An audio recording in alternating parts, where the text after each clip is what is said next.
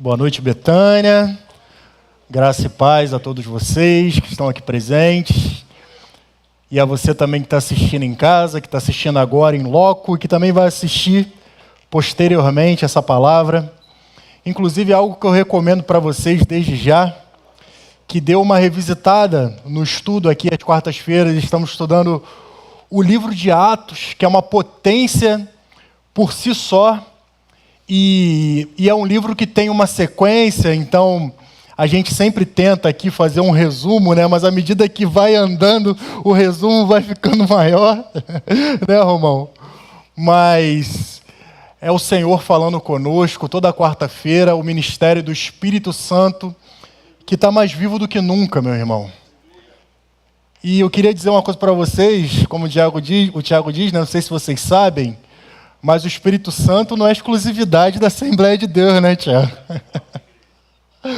O Espírito Santo é o nosso guia, e sem o Espírito Santo a igreja não existe. A igreja pode ser chamada de qualquer coisa, mas não é igreja, e isso está bem claro aqui no livro de Atos dos Apóstolos, que eu quero estudar com vocês.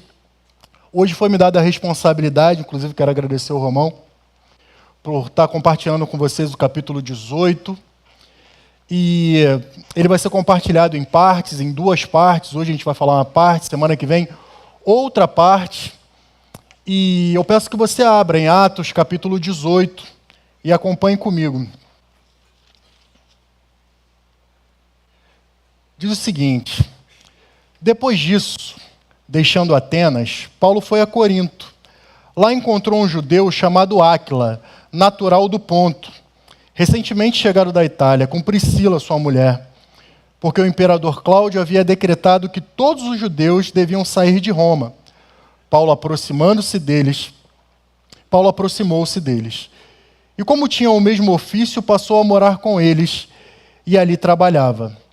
O ofício deles era fazer tendas. Espírito Santo de Deus, nós nos colocamos diante de Ti. O mesmo Espírito que agiu e sacudiu a terra, Pai, no tempo dos apóstolos, nós cremos que o Senhor pode fazer isso nos nossos dias, Senhor. Portanto, Senhor, nós como igreja, Senhor, nos colocamos na Tua presença para que o Senhor haja em nós, através de nós e muito além de nós. Usa-nos, Espírito Santo, essa noite, fale conosco, quebrante o nosso coração. Não queremos ler uma história do passado, Senhor, mas queremos que seja materializado nos nossos dias, Senhor, a Tua presença, a Tua ação, Senhor, nesse mundo que vivemos hoje, Senhor, no tempo que o Senhor nos deu para viver, Pai. Ó Deus, muito obrigado por essa oportunidade, abençoa a Tua igreja, em nome de Jesus. Amém. Meus irmãos, para falar de Atos dos Apóstolos, nós temos que falar dos Atos do Espírito. Pelo menos um autor, eu sei que vários autores, e nesse púlpito já foi dito também, que Atos dos Apóstolos poderiam muito bem ser chamados de Atos do Espírito. Porque se você reparar, o Espírito Santo atua do primeiro versículo até o último versículo do capítulo 28. Seja através da vida dos apóstolos, ou seja, como pano de fundo em todo o cenário, seja no sucesso, no fracasso, em todo esse processo, o Espírito Santo, de alguma forma, está trabalhando. Mas para a gente entender o livro de Atos, a gente precisa entender qual a mensagem que Lucas, o autor do livro de Atos, quer dizer. E o livro de Atos é uma coletânea. O livro de Atos é nada mais nada menos do que a continuação do Evangelho de Lucas. Isso mesmo. Inclusive, o ideal é vocês lerem o Evangelho de Lucas e darem continuidade no livro de Atos, porque é uma carta só. Então, sem o Espírito, meu irmão, você lendo o livro de Atos, logo de cara você percebe que sem o Espírito, tudo isso que aconteceu aqui não seria possível. Primeiro, eles estavam encarando de cara o Império Romano, o império mais poderoso que já habitou nessa terra. A igreja lutando contra o império poderoso de Roma. Homens comuns, cheios do Espírito Santo, adentrando em cidades, conquistando pessoas, territórios, em nome de Jesus. Isso seria praticamente impossível, seria impossível sem a presença do Espírito Santo. Então, como eu disse para vocês, meus irmãos, atos do Espírito Santo também pode ser entendido como atos da história. Porque ao mesmo tempo que o Senhor age através dos apóstolos, ele age também através das circunstâncias. E para a gente entender melhor isso, qual a mensagem que Lucas quer passar, eu vou dar uma passada no Evangelho de Lucas rapidamente, conto com a ajuda do nosso painel querido ali. Perturbei o Marcelo hoje para isso. Lucas capítulo 1, versículo 15 diz o seguinte: pois ele será grande diante do Senhor, não beberá vinho, nem bebida forte, e será cheio do Espírito Santo já desde o ventre materno. Isso aqui está falando sobre João Batista. E aqui a gente percebe que João Batista, ele já veio cheio do Espírito Santo, vamos dizer assim, né, Romão? De fábrica. Já é um acessório que veio com João Batista. João Batista veio cheio do Espírito Santo desde o ventre da mãe. Aqui já é um recado que Lucas passando com a temática que ele quer falar. Lucas capítulo 1, versículo 35, diz o seguinte: o anjo respondeu: o Espírito Santo virá sobre você, e o poder do Altíssimo a envolverá como uma sombra. Por isso também o ente santo que há de nascer será chamado Filho de Deus. Olha a ação do Espírito Santo. Lucas 1, 41. Quando Isabel ouviu a saudação de Maria, a criança lhe estremeceu no ventre. Então Isabel ficou cheia do Espírito Santo. Lucas 1, 67. Zacarias, o pai de João, cheio do Espírito Santo, profetizou. Em nenhum outro evangelho você vai encontrar tantas referências e tantas citações ao Espírito Santo como no evangelho de Lucas. Por quê? Porque o ponto central, tanto do evangelho de Lucas, quanto do livro de Atos dos Apóstolos, é revelar a pessoa e a presença do Espírito Santo para a igreja.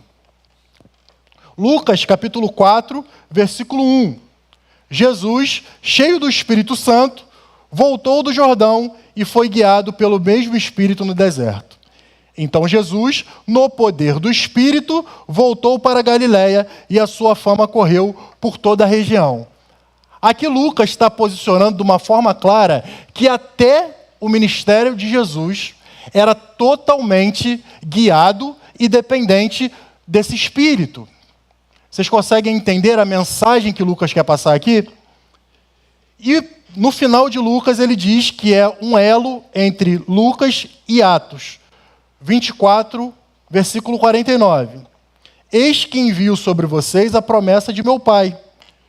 Permaneçam, pois, na cidade, até que vocês sejam revestidos do poder que vem do alto, do poder do Espírito Santo. O livro de Lucas, o Evangelho de Lucas, tem 37, pelo menos, eu fiz uma pesquisa assim, bem superficial, e 37 referências ao Espírito.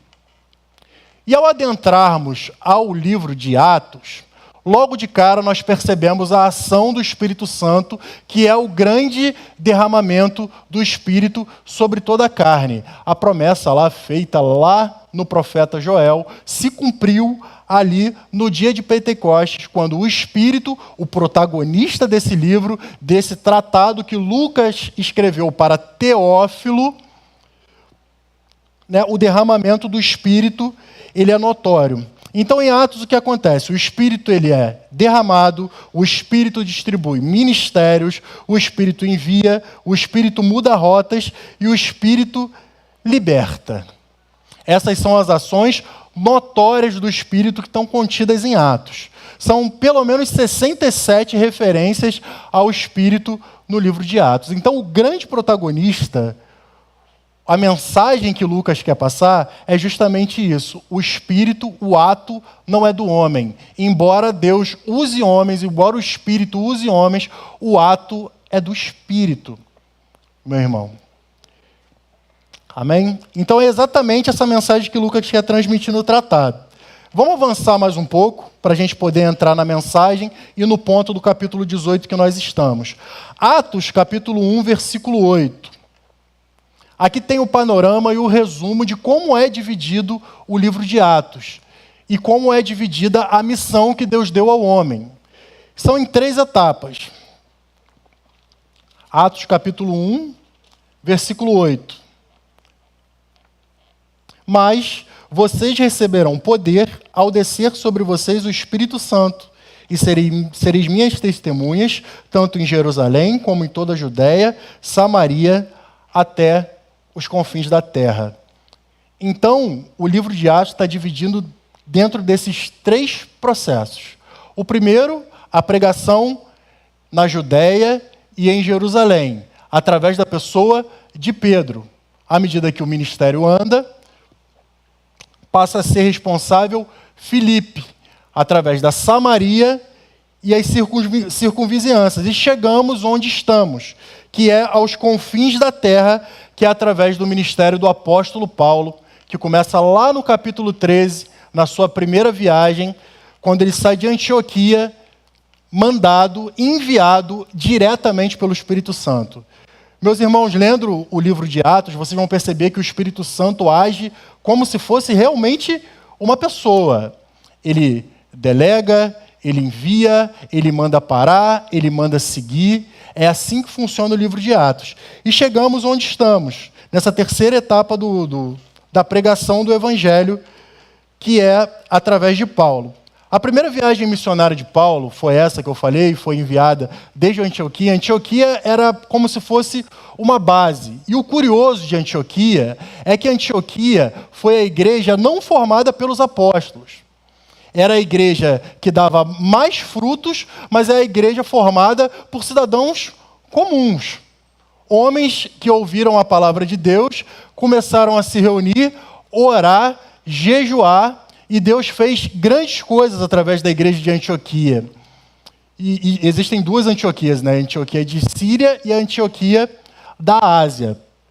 E Paulo surgiu desse meio, tanto Paulo quanto Barnabé. Na segunda viagem missionária de Paulo, que é onde nós estamos, Paulo estava disposto a voltar para os lugares onde ele foi na primeira viagem. E o Espírito Santo negou e disse, não, você precisa ir para Antioquia. Essa revelação foi feita através de um sonho. Um homem apareceu a Paulo e disse, venha a Macedônia e ajude-nos. Então Paulo desviou o seu caminho, que era para a Ásia Menor, e foi para a Macedônia, que é a região da Grécia. E Paulo passou por inúmeros e incontáveis apuros na Macedônia. Para vocês terem ideia, Macedônia é onde fica Tessalônica, onde fica Filipos, onde fica Bereia. E Paulo saiu da Macedônia com risco de morte, por ser apedrejado, e desceu para Atena, quem percebeu, quem reparou na última pregação do Elias, e pregou lá em Atenas. E não foi muito bem sucedido, porque Atenas é conhecida como a cidade da filosofia, dos grandes pensadores. E Paulo foi pregar no Areópago, que era o lugar onde realmente tinha a nata dos pensadores. Ele foi até certo ponto ridicularizado ali. Só que sempre, quando a mensagem é pregada, alguém é tocado. E lá foi Dionísio e mais algumas pessoas. Então Paulo, depois disso, desce a Corintos e aqui a gente chega no ponto da nossa mensagem. Não era a intenção de Paulo ir para ali. O Senhor mandou ele para Macedônia. Lá ele passou situações dificílimas. Quando ele viu, ele foi fugido para Atena e Corinto. A primeira coisa que a gente percebe aqui é que às vezes parece que a missão começa a dar errado. Porque você está indo para um lugar e você fundou igrejas e está tudo certo, Deus manda você mudar a rota, você obedece ao Senhor, você está no centro da vontade do Senhor, mas à medida que você está no centro da vontade do Senhor, tudo começa a dar errado. Olha o paradoxo. Eu não sei se você já passou por isso. Às vezes você está com uma vida que você está fazendo tudo errado, você está andando por caminhos errados, você está andando com pessoas erradas, você está afastado do caminho do Senhor e tua vida está de vento em polpa.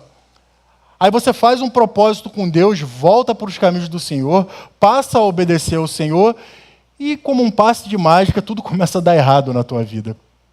Foi o que aconteceu com Paulo nesse momento. Então Paulo chega em Corinto, lá no capítulo 1, versículo 2 de 1 Coríntios, capítulo 2, versículo 2, Paulo vai dizer como ele está se sentindo nesse momento. Paulo está esgotado, Paulo está com medo, Paulo está se sentindo fraco nesse momento da sua segunda viagem missionária. Posso até dizer que, não vou dizer arrependido, porque Paulo nunca jogou a toalha, mas ele chega a dizer em outro versículo que ele temeu pela própria vida. E Paulo chegou no limite dele em Corinto. Está lá em 1 Coríntios capítulo 2, versículo 2. Porque decidi nada saber de vocês, a não ser Jesus Cristo crucificado. E foi em fraqueza, temor e grande temor que eu estive entre vocês. Então Paulo está esgotado. A missão que Deus deu para ele parecia que estava indo por água abaixo. Só que aí Deus o Espírito Santo começa a fazer os seus milagres. Porque lá em Gênesis diz que o Espírito Santo pairava sobre as águas, ou seja, ele se movia sobre as águas. O Espírito Santo, por mais que você não veja, meu irmão, ele está agindo no campo da história, no coração das pessoas, inclusive aqui. Não há nenhuma manifestação miraculosa acontecendo aqui, não tem raios, trovões, não estamos ouvindo a voz audível de Deus, mas eu tenho certeza absoluta que o Espírito Santo está trabalhando no coração de cada um. Só que você precisa estar atento a isso e se colocar totalmente à disposição do Espírito. E aí aconteceu algo. Antes disso, eu quero falar um pouco sobre Corinto com vocês, né? Porque o motivo de Paulo estar se sentindo fraco, o motivo de Paulo estar se sentindo com medo, tinha muito a ver com o lugar onde ele estava. Para vocês terem uma ideia, Corinto era uma cidade relativamente nova, ela tinha mais ou menos 100 anos, e era uma cidade modelo e queridinha do Império Romano. Ela havia sido destruída 100 anos antes de Cristo, porque os coríntios lutaram contra o Império Romano, eles resistiram. Só que em 46 a.C., Júlio César criou essa cidade, é uma cidade projetada. E o Corinto é um povo extremamente orgulhoso. E ele é orgulhoso pela sua riqueza, ele é orgulhoso por ter dois portos na sua cidade, que era algo extremamente raro naquela época. Era uma cidade cosmopolita, ou seja, tinha diversos povos, diversas tribos, nações, e Paulo se via naquela cidade, naquela situação. E eles eram orgulhosos também pelo prestígio que eles gozavam do império. John Stott vai dizer que Corinto é considerado mais romana do que a própria Roma, E o prestígio político, porque Corinto era a capital da província, da grande província da Acaia, E nessa província tinha Atenas também, A gente imagina que Atenas seja a maior cidade, mas não. Dentro dessa mesma província, Corinto era a cidade principal. Tanto que Corinto tinha cerca de 750 mil habitantes. Para uma cidade antiga, era muita coisa.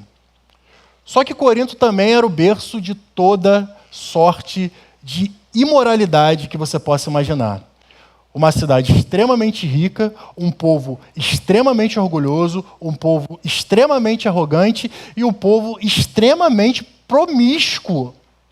E Paulo vai dizer isso lá. Eu vou sempre fazer esse paralelo lá com 1 Coríntios, inclusive quem veio na escola Betânia já estudou 1 e 2 Coríntios, aproveitando aqui para vender o peixe. 1º de março volta a nossa escola Betânia, a gente vai estudar Gálatas esse ano. 1 Coríntios 6, 9 e 10 diz o seguinte: ou vocês não sabem, Paulo falando para os coríntios, ou vocês não sabem que os injustos não herdarão o reino de Deus? Não se enganem, nem os imorais, nem os idólatras, nem os adultos, nem os afeminados, nem homossexuais, nem ladrões, nem avarentos, nem bêbados, nem maldizentes, nem roubadores herdarão o reino de Deus. Paulo está falando isso exatamente para o povo mais promíscuo daquela região. E olha que a cultura grega já era uma cultura de adoração a deuses que promoviam certa promiscuidade. Tanto a cultura grega, a mitologia grega, tanto a mitologia romana era voltado para isso. Só que Coríntios, você vê como é que Coríntia não é uma coisa boa, né, Romão? Coríntia não pode ser bom, porque o verbo corintianizar era sinônimo de imoralidade. Ih, irmão, corintianizou, hein? Está corintianizando, hein? Eles usavam esse verbo para se tratar de promiscuidade. Para vocês terem uma ideia, a 600 metros de altitude, havia um templo suntuoso da deusa Afrodite. E nesse templo tinha 1000 meretrizes que serviam sexualmente toda a cidade, toda noite. E isso era culto a Afrodite. É quando a gente institucionaliza o pecado, né? O que para Paulo era um absurdo ver aquilo, para eles era costume. Muito mais do que costume, para eles era adoração. Então imagina 1000 prostitutas servindo a cidade em nome de Afrodite. E se você se relacionasse com essa prostituta, você está adorando Afrodite, que é a deusa principal de Corinto. Então, para vocês entenderem a angústia que Paulo está inserido nesse capítulo 18. Já não bastava ter passado o que ele passou na Macedônia, o lugar onde ele mandou a Deus. Já não basta ele ter passado por Atena e não ter colhido muitos frutos. Ele chega em Corinto e encontra esse cenário. Paulo não queria estar ali, meus irmãos. Paulo não se sentia pronto para esse momento. E para piorar a situação de Paulo, Paulo estava sozinho. Porque tanto Timóteo quanto Silas ficaram na Macedônia.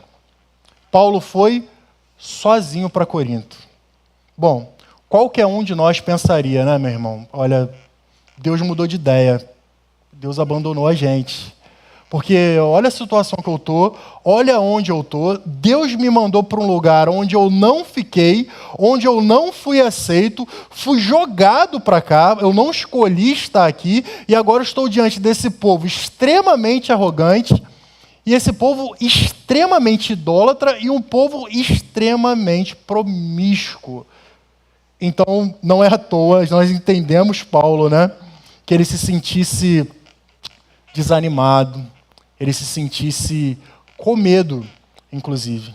Ah, meu irmão, não sei se você sabe, mas o crente fica desanimado, tá? Não queria te falar isso, não. E é bom que foi Paulo que ficou assim, né? Muitos escritores ainda que dizem que Paulo entrou praticamente num processo depressivo nessa época. Era tamanha a tristeza e o desapontamento de Paulo. E nesse percurso ainda, Paulo rompeu com Barnabé, por causa de João Marcos. Então, Paulo estava vivendo um inferno astral, vamos dizer assim, na sua vida. A gente não usa essa expressão, mas Paulo estava vivendo esse momento extremamente angustiante. Essa era a cidade que Paulo estava.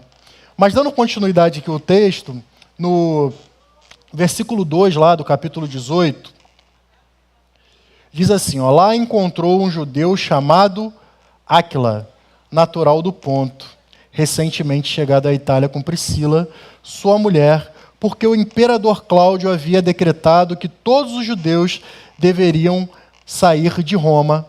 Paulo aproximou-se deles.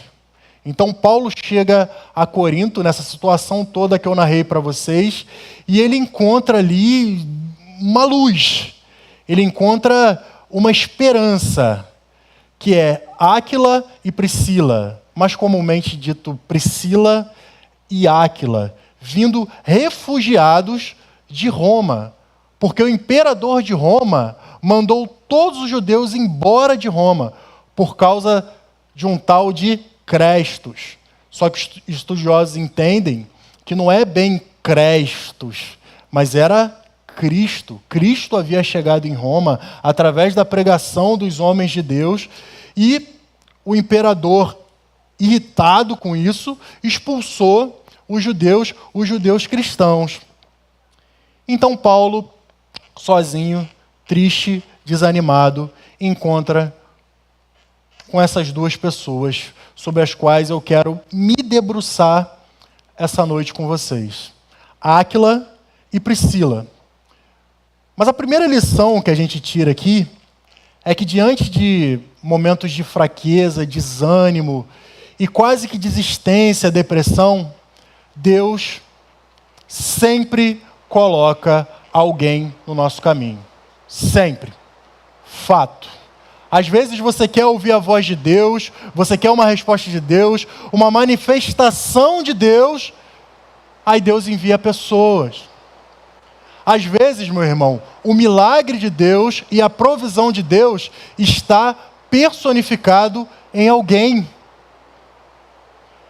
Mas o que a gente faz quando a gente está triste? O que a gente faz quando a gente está desanimado? A gente entra num casulo e a gente se fecha. A gente vive a solidão.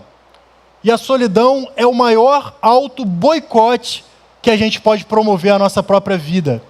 Porque a partir do momento que eu me fecho, a partir do momento que eu não quero me relacionar com ninguém, eu estou impedindo o Senhor de enviar pessoas para me socorrer, para me consolar. Então foi isso que aconteceu com Paulo. Priscila e Áquila deram casa para ele, deram conforto e deram trabalho. Eles trabalhavam no mesmo ofício de Paulo, porque outra situação que Paulo vivia nesse momento era a situação de escassez financeira. Porque Paulo dependia do apoio das igrejas e as igrejas não queriam ver Paulo pintado de ouro nesse momento. E os seus colaboradores não estavam ali. Então Paulo também estava passando por uma situação financeira, que ele vai falar em algum outro versículo lá em Corinto, severa. Então Deus proporciona a presença de Priscila e Áquila como um refrigério para Paulo. E é assim que Deus faz com a nossa vida. Só que tem uma coisa que tem me incomodado há um tempo já, um discurso que tem ganhado os nossos púlpitos, as nossas igrejas, do que crente não presta. Olha, eu tenho vergonha de ser evangélico. Olha, eu tenho vergonha do evangelho, dos evangélicos. Olha, eu nem falo que eu sou evangélico porque as pessoas vão me olhar torto. E não vão me olhar torto por causa da pregação de Cristo, mas por causa do comportamento dos evangélicos. Isso tem tomado os púlpitos, as igrejas, tem sido aplaudido, e esse discurso, meu irmão, não condiz com aquilo que Cristo diz, com aquilo que a palavra de Deus diz. Sim, meu irmão, eu sou evangélico e crente precisa ser amado, respeitado como irmão, mesmo que ele não pense como você em todos os aspectos. Principalmente aspectos políticos, ideológicos, é meu irmão. E se Deus for usar alguém para te ajudar, vai ser o crente, meu irmão. Imagina se Paulo entra nessa noia de achar que crente não presta, de achar que bons são os outros. Meu irmão, Deus ama crente. E vou te dizer, meu irmão, Jesus entregou a própria vida por aqueles que a gente enche a boca para falar mal. Ah, meu irmão, não faça isso. Eu não sei quem ensinou isso para a gente, mas isso não condiz com a palavra de Deus. O nosso Deus ama crente e o nosso Deus ama gente. Se você perceber lá em Gênesis, Deus acaba de expulsar o homem do jardim. O pessoal da Bíblia do Zero vai saber disso, né, Guedes? Logo depois, Eva dá a luz e ela diz que o Senhor estava ali, ao lado dela. Deus estava irado por causa do pecado, expulsou o homem e a mulher do jardim, mas a mulher, quando foi dar a luz ao primeiro filho, onde estava Deus? De braço cruzado, de cara feia, dizendo se vira? Não, Deus estava do lado, segurando a mão da Eva, presenciando o primeiro parto da história. Ora, meu irmão, sempre a intenção de reconciliação, sempre a intenção de aproximação parte do Senhor ao longo da história. Você pode ler a história bíblica de Gênesis a Apocalipse. Quem toma a intenção de se aproximar do homem, de redimir o homem, de dar oportunidades ao homem, é o Senhor. Então, como eu posso dizer que o ser humano não presta? Como eu posso dizer que crente não presta, se o Senhor deu a vida por eles? Ah, meu irmão, a gente precisa repensar um pouco esses discursos que entram nas nossas casas, nas nossas igrejas, porque isso desagrada o Senhor. E dando continuidade aqui em Romanos, ainda falando de Priscila e Áquila, Romanos capítulo 16, 3 e 4, diz o seguinte: saúdem Priscila e Áquila, meus cooperadores em Cristo, os quais pela minha vida arriscaram a sua própria cabeça. Olha, outra característica de Priscila e Áquila. Eles só não deram teto para Paulo, só não deram um trabalho para Paulo. Eles arriscaram a própria cabeça por Paulo, crente. E isso lhes agradeço, não somente eu, mas todas as igrejas dos gentios. E aqui eu quero focar em Priscila e Áquila. E não existe um termo que mais me tocou do que Priscila e Áquila são um casal extraordinariamente comuns. Um casal extraordinariamente comum. Eu queria, meu irmão, falar sobre Paulo hoje. Eu queria falar sobre os milagres de Jesus, as manifestações do Espírito Santo. Sabe, é muito gostoso ler Atos, né? Porque a gente vê o Espírito Santo se manifestando, é Paulo realizando milagre, é cadeia se abrindo lá em Filipo, é endemoniado para lá, endemoniado para cá, caindo. E aqui a gente está falando de um casal comum, Priscila e Áquila. E às vezes, meu irmão, você pensa que você não é capaz de realizar a missão do Senhor. Não, mas isso deixa para Paulo, deixa para os missionários, deixa quem fez escola de missões, deixa para quem se capacita para isso, deixa para quem vai para a África, deixa para quem fala outras línguas. Isso não é para mim, eu sou cristão aqui de igreja mesmo, sabe? Eu toco a minha vida e tal. Deixa isso para... A gente criou até um nome para isso, né? Para os missionários. Esse nome nem existia, meu irmão. Porque missionário é todo aquele que entregou a vida para o Senhor Jesus. É todo aquele que entendeu que o seu chamado é proclamar o evangelho da salvação. Só que, meu irmão, nem sempre você vai estar no holofote. Nem sempre você vai ser visto, nem sempre você vai ser citado, mas Deus vai requerer de todos nós a nossa ação no reino dele. Então, Priscila e Áquila não tinham títulos, eles não eram apóstolos, eles não eram, nem andavam com os apóstolos, nada disso. Eles simplesmente viviam para dar suporte à igreja, suporte àqueles que precisavam. Então, talvez seu ministério seja invisível para as pessoas, mas uma multidão pode ser alcançada através da tua obediência.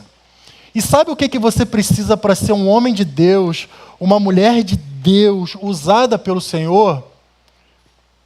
É simplesmente se colocar na posição do Senhor e dizer: Senhor, eis-me aqui, usa-me. Não criar expectativas, nem correr atrás de cargos e nomenclaturas. Eis-me aqui, Senhor. Usa-me. Boa parte da missão, meu irmão, que acontece na terra, acontece no anonimato e através de pessoas comuns. Comuns. Eu vou dar alguns exemplos para vocês. O exemplo 1 é o William Carey. É um simples sapateiro que consertava sapatos, ele orava continuamente e estudava o mapa do mundo. Certa vez ele foi para a Índia e enfrentou extrema pobreza, viu seus filhos morrerem, sua mulher com uma doença mental, e décadas sem frutos visíveis. Mas esse homem, ele traduziu a Bíblia para inúmeros idiomas, ajudou a abolir práticas desumanas na Índia e lançou a base do movimento missionário moderno.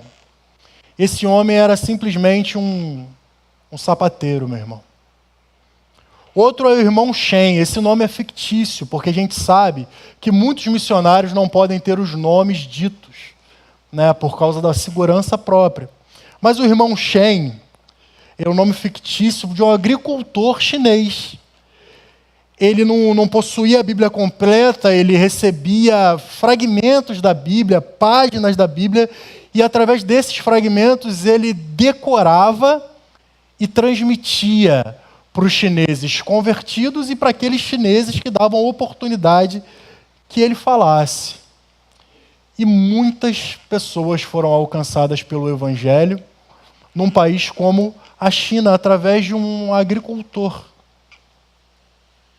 Sister Flora, uma simples professora, ela alfabetizava crianças lá no Oriente da África, ensinando histórias bíblicas. Era assim que ela alfabetizava as crianças.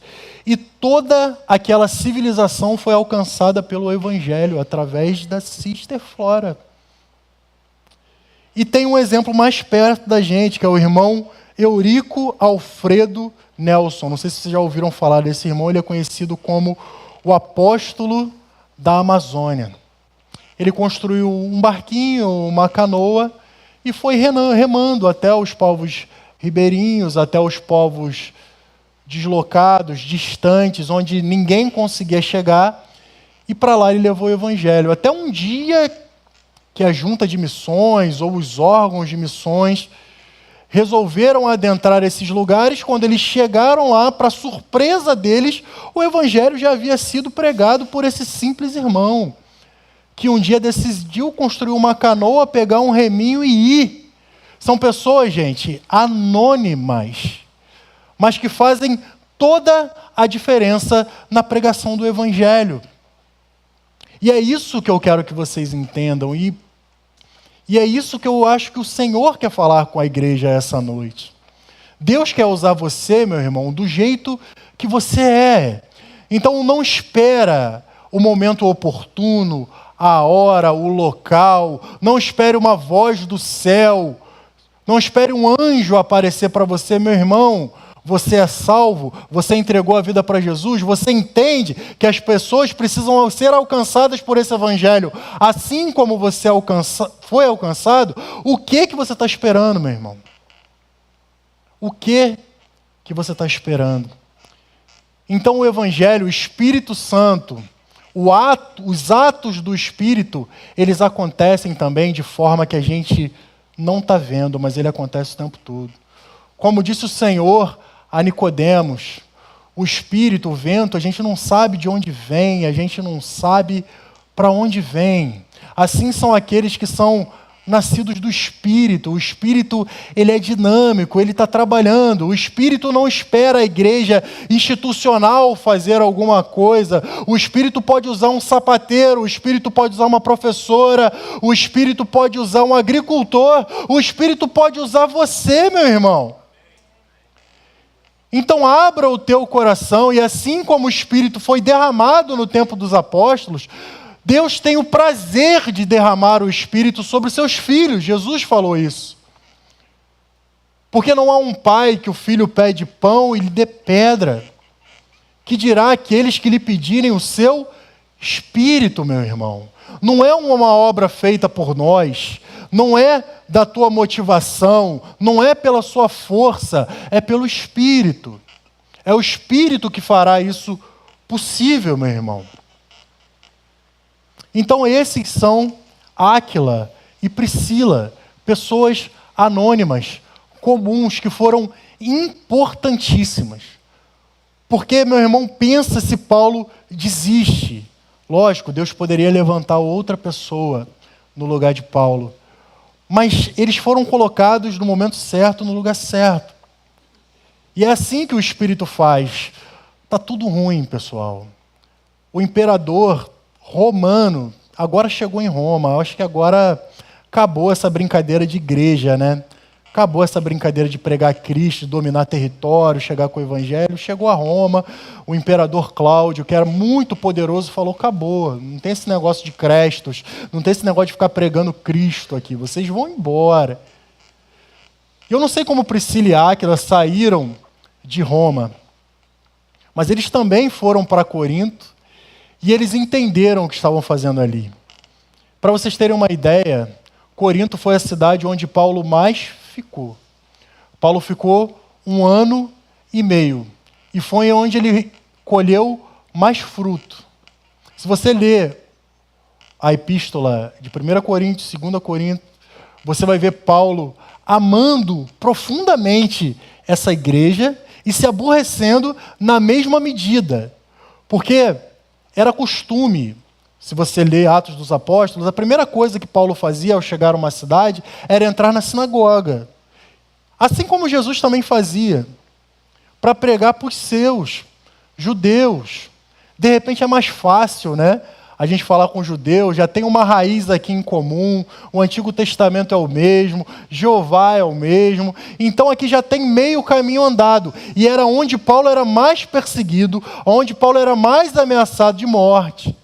E onde ele colheu fruto? Entre os gentios. Mas, gente, são gentios mesmo, casca grossa.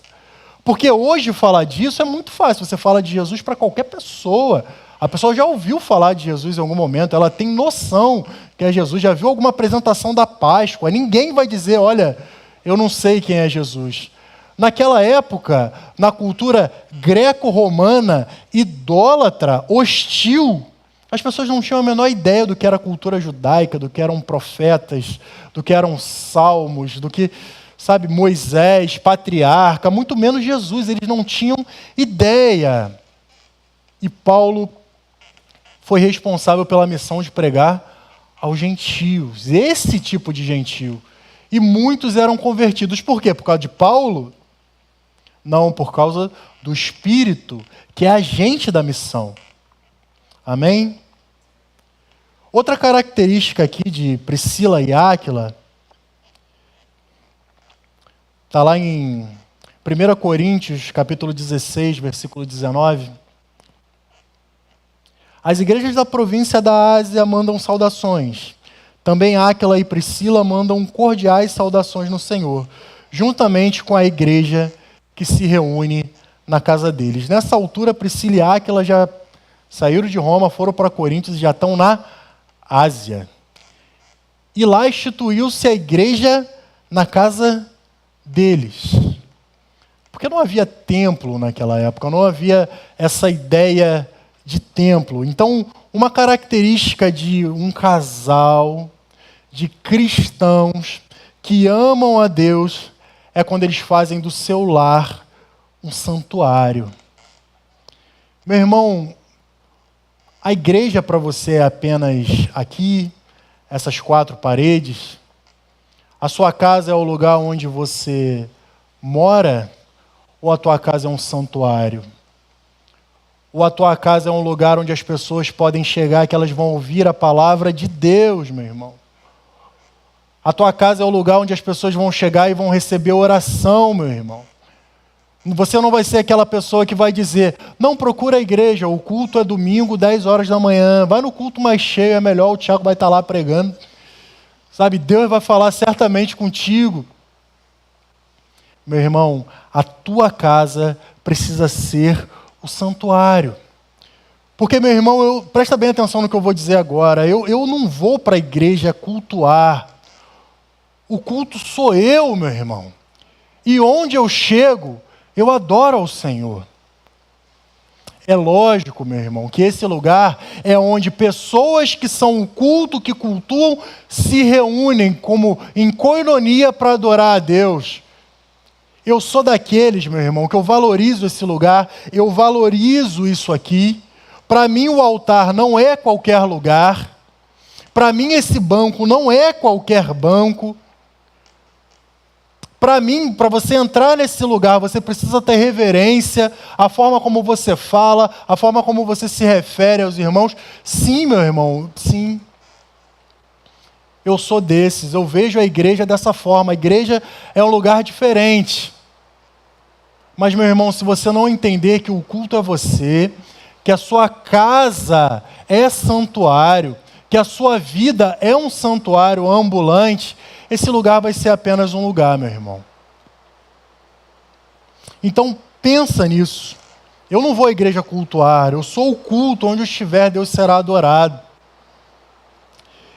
E a última coisa, e o tempo já está avançando, a última característica, que Priscila e Áquila é um casal com o mesmo propósito.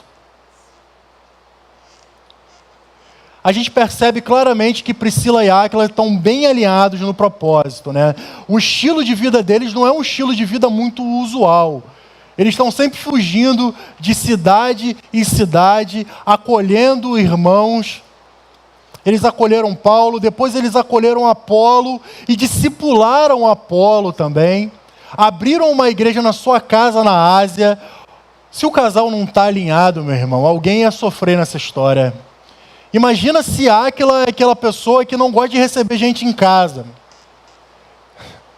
Imagina se Priscila é aquele tipo de pessoa que quer viver no interior, na casinha dela, no cantinho dela, na vidinha dela. Não ia dar certo, meu irmão. O propósito do casal, ele precisa estar alinhado. Mas isso é tão absurdo, é tão extraordinário, que essa obra só pode ser feita pelo Espírito, meu irmão. É o Espírito que silenciosamente promove esse tipo de relação, de união, de abnegação, a ponto de Paulo falar que eles entregaram as próprias cabeças por ele. Gente, que vida é essa? Que estilo de vida é esse? Que abnegação é essa? Parece que não tem filhos aqui, não tem residência própria. Trabalham com tendas onde eles vão, mas eles cumprem o propósito da sua missão, meu irmão. E pode ter certeza, eles não eram tristes por isso. Às vezes, meu irmão, a gente procura a vida ideal e a gente corre atrás da vida padrão. É a vida da televisão, é a vida dos outros, geralmente. A grama do vizinho é sempre mais verde que a nossa. E a gente vive, luta, mata e morre por um padrão de vida estipulado pelos outros. E a gente vive uma vida triste, depressiva, descontente. E um casamento desalinhado cansa com qualquer coisa do cotidiano. Mas um casamento na presença de Deus, no mesmo propósito, até nos momentos de maior tribulação eles vivem em paz, porque eles estão no centro da vontade de Deus. E não importa a opinião dos outros, vocês poderiam estar fazendo outra coisa, vocês poderiam estar curtindo a vida. Sai desse negócio de evangelho, sai desse negócio de cristão, vai viver a vida de vocês, vai constituir uma família. Mas eles escolheram viver para a missão. Não eram apóstolos, não eram notoriamente reconhecidos. Tem 3, 4 versículos aqui falando de Priscila e Áquila, mas eles cumpriram a missão, e a missão da pregação do evangelho passa muito por eles. Queria pedir para o louvor já subir. E para finalizar, meu irmão,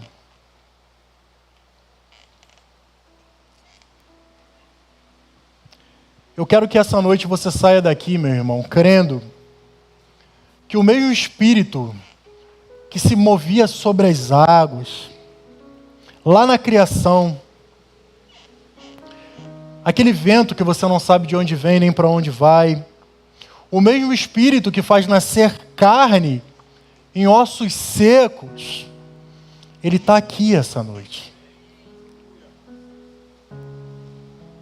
E ele está aqui nessa noite com o propósito de usar gente. Primeiro o Espírito enche, depois o Espírito envia, meu irmão. Eu não quero que você saia daqui querendo resolver tudo por sua conta. Clame para que o Espírito te encha, mas uma vez que o Espírito te encheu, saia, anuncie, proclame. E quando você for orar, você ora também e fala: Senhor, permita-me que eu veja a tua ação no anonimato, Senhor, nos bastidores, nas pessoas simples desse mundo. Permita, Senhor, que eu seja um agente do teu poder, Senhor.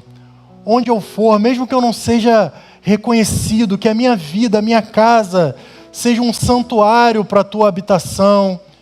Que muitas pessoas, Senhor, Espírito de Deus, sejam alcançadas através da minha vida, que a minha vida seja uma oferta de sacrifício a Ti, como foi a de Áquila e Priscila. Meu irmão, não perca mais um minuto da tua vida sem cumprir o propósito que Deus tem para a tua vida, para essa geração, meu irmão.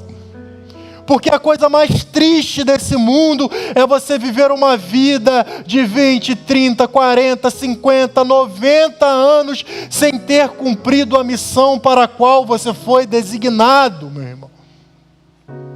Não foque no ministério de Paulo, ministério de Pedro, no ministério dos grandes pastores.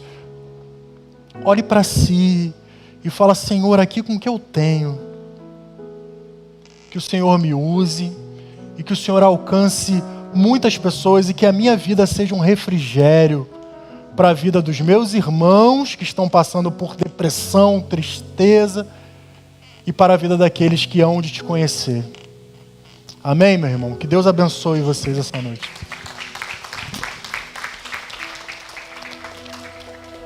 Se coloca